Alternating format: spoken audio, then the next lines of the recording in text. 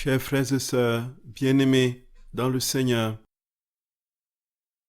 le texte de l'Évangile d'aujourd'hui nous rappelle le grand projet que le Seigneur sur notre humanité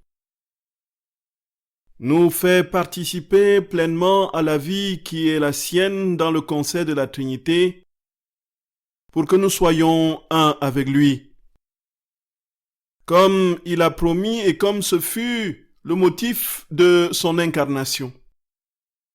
S'il est venu sur notre terre, c'est bien parce qu'il a voulu que nous acceptions de recevoir la condition première, la race divine d'où nous sommes sortis. Et frères et sœurs bien-aimés, l'établissement du règne dans les cœurs était au cœur de toute la pensée, la mentalité, les attentes du peuple d'Israël, et bien plus que dans les cœurs, mais sur la terre, dans les conditions socio-politiques d'alors. Et alors, ils étaient tous en attente de ce moment où le règne adviendrait.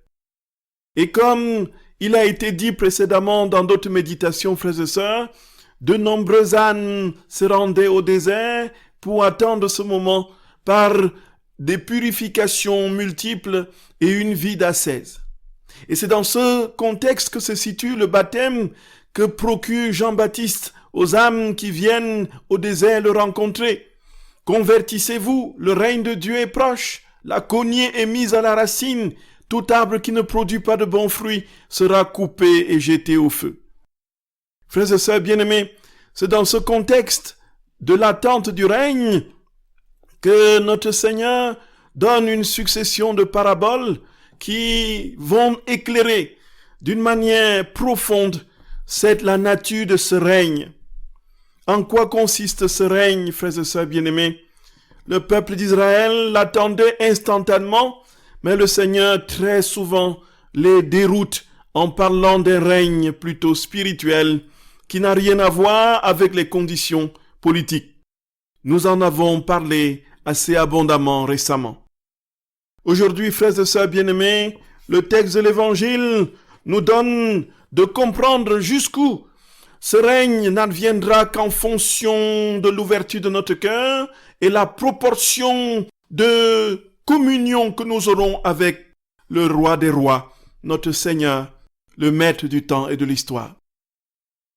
Et dans le texte de Luc au chapitre 19 du verset 11 à 28, nous voyons une similarité avec l'évangile de Matthieu 25 que nous avons écouté dimanche dernier. Ici, à la différence que on a 10 serviteurs à qui ne sont pas remis différents talents, mais plutôt un seul. Tous ont reçu la même chose. Nous nous souvenons que dimanche dernier, à l'un, on avait remis 5 talents, à l'autre 2, et au troisième, un seul talent. Et on pouvait donc comprendre la jalousie, en quelque sorte, de celui qui n'avait reçu qu'un et qui était allé enterrer son talent. Ici, frères et sœurs bien-aimés, tous ont la même chose. Tous ont la même chose. Mais nous voyons bien qu'il y a une fructification radicalement différente. Une fructification différente. Chacun a reçu la même chose, mais le premier arrive devant le maître et remporte 10 talents, 10 mines. Il vient, à partir d'une mine, il en a recueilli 10 autres. Le deuxième, à partir d'une mine, recueille 5 mines. Et le troisième, naturellement, comme dans Matthieu, s'en prend à son maître. Parce qu'il n'a rien fait de la mine ou du talent qui lui a été confié. Frères et sœurs bien-aimés, avant d'en arriver là, le Seigneur dit qu'il y avait un roi qui voulait s'investir de royauté et revenir ensuite régner sur les serviteurs, mais les serviteurs ne le souhaitaient pas. Nous voyons, frères et sœurs, nous comprenons que cette parabole traduit tout simplement la condition de notre Seigneur rejeté, la condition d'un Dieu qui essaye désespérément d'entrer dans le cœur de l'homme, de régner dans le cœur de l'homme, mais qui n'y parvient pas. la condition d'un Dieu qui frappe à notre porte, qui ne cesse de nous poursuivre de son bonheur, et nous fuyons de toutes nos forces, refusant cette grâce du règne. Frères et sœurs, le Seigneur veut régner. Il a dit qu'il veut régner. Il vient pour régner en nos cœurs, et tant qu'il n'aura pas établi son règne en nos âmes, nous ne saurons jamais goûter ce que c'est que le véritable bonheur. Il s'ensuit, frères et sœurs, que lorsque nous avons notre cœur ouvert largement à sa grâce et à son amour et à son règne, alors nous portons des fruits en proportion de cette ouverture. C'est pourquoi l'un peut porter 10 mines à partir d'une seule, et l'autre 5 à partir d'une, et l'autre rien du tout. Tout simplement parce que l'ouverture du cœur pour le règne de Dieu a été plus ou moins grande. Frères et sœurs bien-aimés, ceci nous dit une chose. Si nous pouvons partir de l'idée que très souvent nous sommes défavorisés des dons en méditant sur Matthieu 25, ici nous comprenons très clairement que personne n'a été défavorisé. Tous nous avons reçu la même chose. Tous nous avons été investis de tout ce qui est possible pour nous pour être heureux. Tous nous avons été investis du bonheur, de la vie même de Dieu. En fait, quelle est la mine en question? La mine, c'est le bien de Dieu. C'est le bien du maître, du roi. Et le bien du roi, c'est lui-même. Dans ce qui est de notre Seigneur, frères et sœurs, puisque ses attributs, c'est lui-même. Lorsqu'il donne ses attributs à une créature, il se communique pleinement, entièrement. C'est pourquoi tous ont reçu cette plénitude de vie, mais personne n'a véritablement travaillé à équivaloir d'une manière parfaite, justement, cette plénitude de vie. C'est pourquoi on ne peut approcher au grand sommet qu'à 10. Et voilà, celui qui a le mieux fructifié a produit 10 talents. Et qu'est-ce que 10 talents?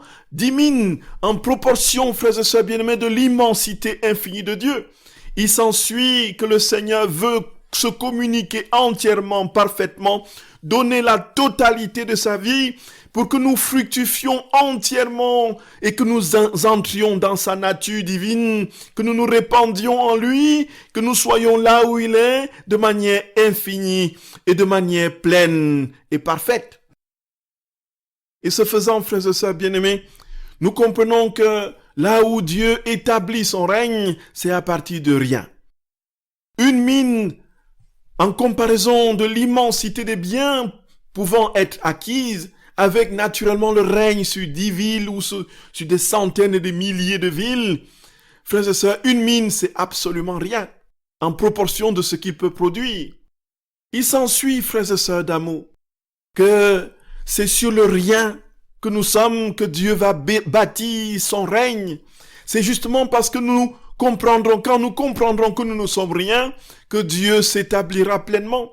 C'est lorsque nous comprendrons que nous n'avons rien qui ne vienne de lui, que nous ne sommes rien qui ne soit lui-même, que nous ne pouvons rien qui ne soit de sa force, nous n'irons jamais nulle part dans cette grâce de fructification des mines et du règne sur les villes.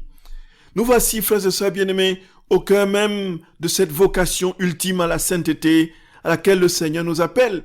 Cette sainteté qui est une sainteté divine, qui est sa sainteté à lui, qui est une sainteté qui part de rien, tout simplement parce que sur notre rien, sur notre néant, il a construit sa propre vie. Et sur ce rien, frères et sœurs bien-aimés, qu'il a façonné les saints. C'est sur ce rien qu'il a donné des grâces inouïes à ceux qui ont accepté et accueilli de s'abandonner à lui. C'est sur ce rien, frères et sœurs, qu'il construit en définitive son règne. Acceptons, frères et sœurs bien-aimés, de dire merci au Seigneur pour le peu que nous recevons, point de vue humain, sachant que ce peu est justement la condition pour que le tout s'établisse, si nous savons nous fondre dans le tout, en acceptant de n'être rien, en acceptant de le laisser faire, lui qui dit sans moi vous ne pouvez rien faire. Frères et sœurs bien-aimés, qui nous accorde la plénitude de sa grâce et qu'il nous donne cette vive flamme d'amour qui nous consume et nous brûle et nous aide à quitter les réalités de ce monde pour embrasser les réalités éternelles, celles-là même qui constituent sa propre vie. Que le Seigneur, frères et sœurs bien-aimés, nous fasse y parvenir le plus rapidement possible en ces temps, lui qui est Père, Fils et Saint-Esprit. Amen. Qu'il vous bénisse infiniment, frères et sœurs bien-aimés, qu'il vous bénisse.